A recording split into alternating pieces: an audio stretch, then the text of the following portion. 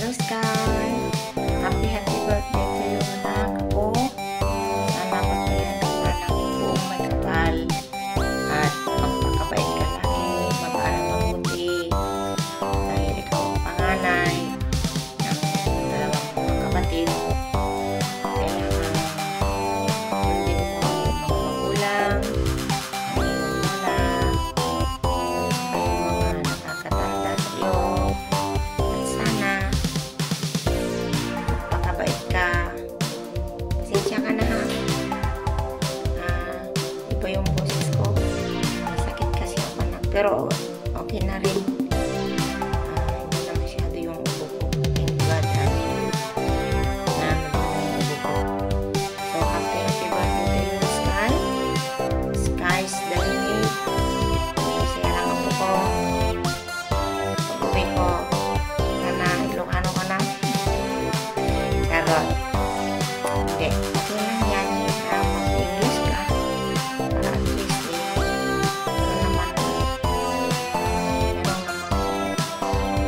ako na foreigner.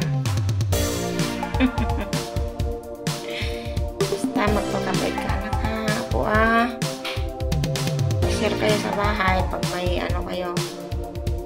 May time kayo. Sama ka kay papa mo at mama mo.